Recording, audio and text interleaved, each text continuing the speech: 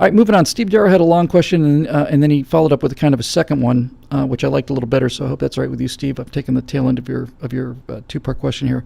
Steve Darrow says, you voiced your approval for the interstate highway system, NASA, and FAA regulations, along with others that escape my memory right now. An argumentative lefty would say that if building roads and exploring space is justified, then building or experimenting on anything else, read solar panels and high-speed rail, is as well.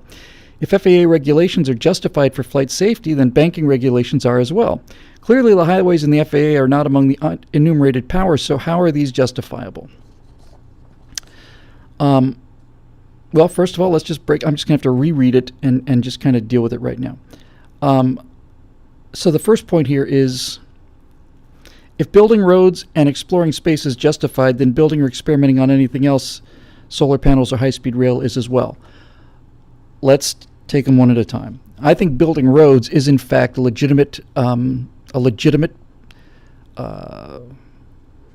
obligation and a legitimate duty for the federal government. I think the interstate highway system was in fact one of the most brilliant things we've done in our history. It's the greatest engineering feat in the history of the world, without question. The greatest engineering feat in the history of the world.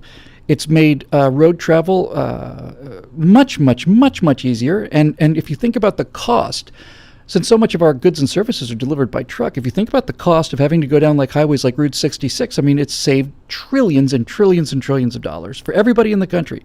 So building roads to me is well within the confines of what I foresee the federal government or perceive the federal government to be able to do.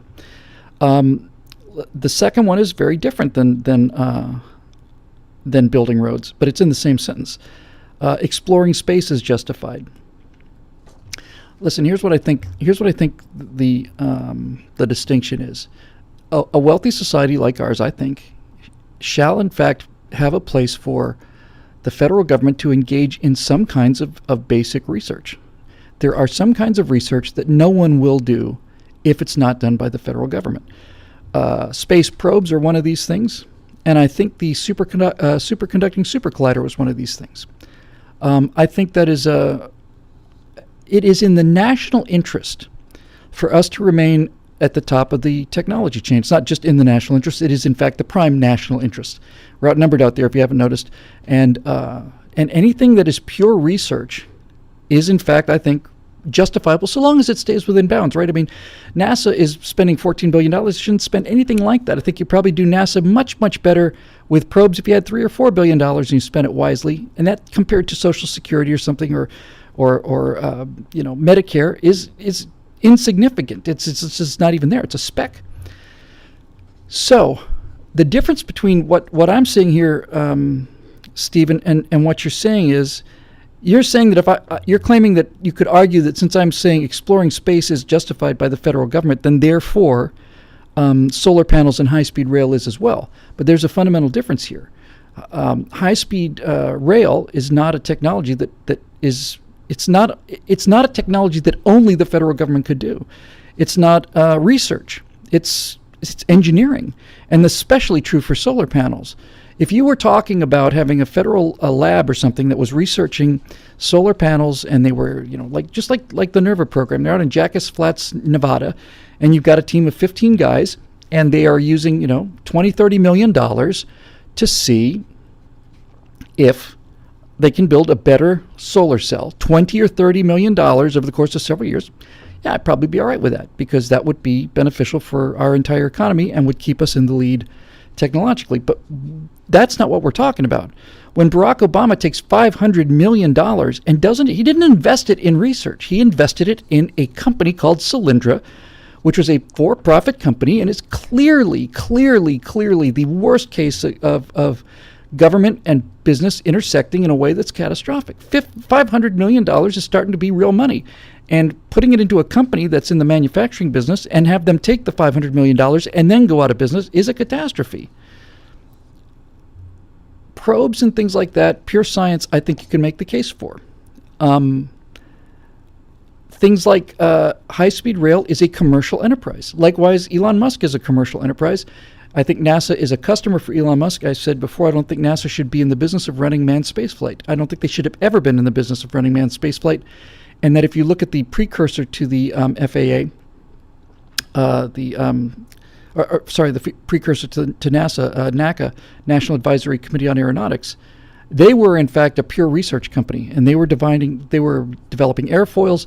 They were looking at drag coefficients. They were basically spending money to figure out the scientific principles of flight. And all of that research paid for itself thousands of times over, because they simply, now if you want an airfoil, you get the NACA 4902, the lift coefficients, drag coefficients, all laid out. You know exactly how it's done. That kind of thing is appropriate, I think, for the federal government. But making airplanes isn't. And if NACA or the FAA was manufacturing airplanes, and if the FAA was running our airlines like Aeroflot in Russia, or rather in the Soviet Union, then we'd have something like the safety record of Aeroflot, and we'd have something like the service of Aeroflot. And all of my friends in aviation say if the FAA had existed in the golden age of flying, then we would, we'd be traveling from Los Angeles to New York in a 4-engine propeller-driven airplane with wood wings, holding 30 people, flying at 7,000 feet, taking 20 hours and costing $17,000 for a ticket. So yeah, it's kind of a question of the public good. It's a question of, in fact, the actual that's it, really, right? I mean, really, there it is.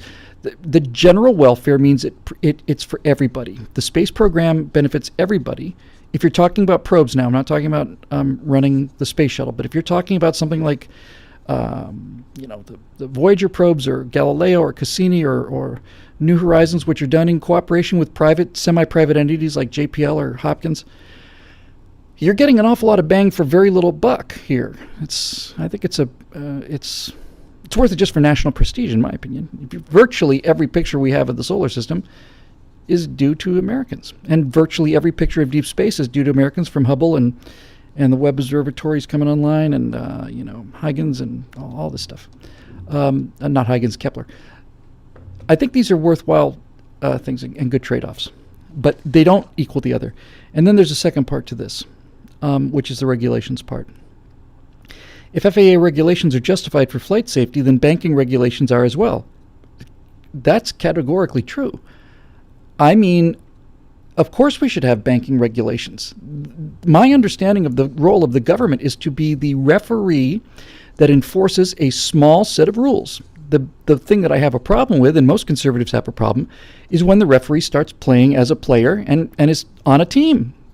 When the referee is throwing flags against one team and overlooking fouls on the other, or if the referee just picks up the ball and runs with it into the end zone the same way every time, then you've got a problem. But banks need regulations, and in fact, if you talk to most bankers, they'll tell you of course we want regulations.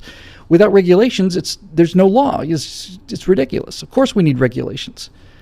The question is, are those regulations designed to limit abuse, or are those regulations designed to socially engineer us in one direction or another, or towards one party or another?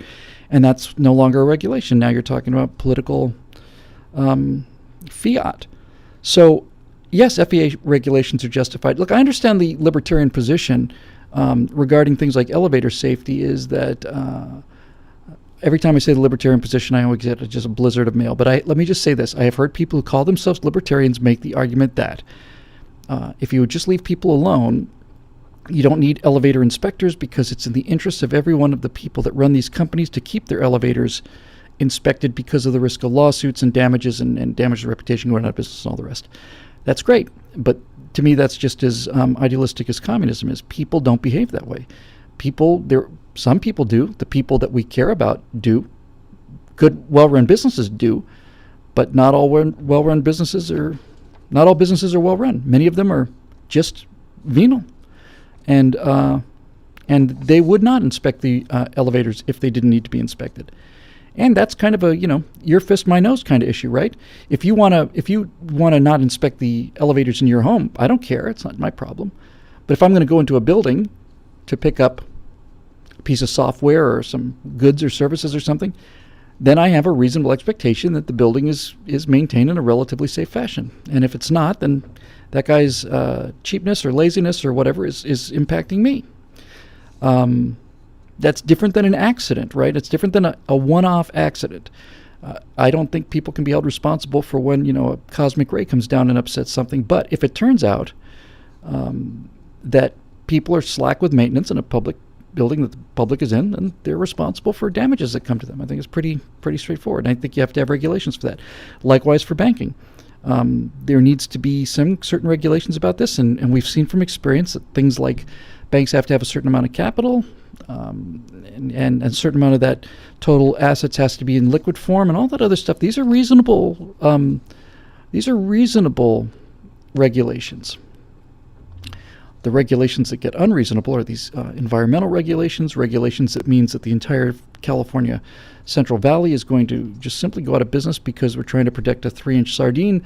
We just play this game forever. The level of unreasonable regulations is enormous, but some of them are essential. Laws regulating aircraft safety on airliners are important. Some of these accidents, the Value Jet accident, and I want to say that the Alaska Air MD-80 that went inverted over just off of Point Mugu there, and was due to the fact that the jack screw on the elevator hadn't been lubricated correctly or something like that, and it just had a runaway pitch error, and plane just went inverted and went into the ocean.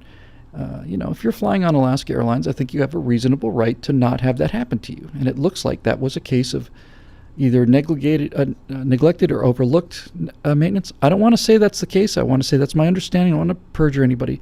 But there is, in fact, absolutely cases where, some of these fly-by-night airlines are just really taking risks. So, is the FAA part of the enumerated powers? No. Is the Department of Transportation? No. But interstate trade is, and the business of business between states is. And I don't think that the FAA is unreasonable, and I don't actually really think that the EPA is unreasonable if all it was. See, here's how I make the distinction. You're probably wondering, well, how am I making these decisions? It's like, it seems like you want to pick and cherry pick this and that. But for me, it's pretty simple. If it turns out that you really do believe in these kind of fundamental principles, then it is you should be allowed to do anything you want to until it starts to affect other people. And that's what I believe in. So if you are upriver of me and you have a business, that's your business. But if your business is pumping mercury into the river, into the water that I drink, now it's my business. You clearly, in my mind, do not have the right to do that. And somebody has to enforce these rules, and that's what the government is supposed to be here for. So that's how I see it anyway.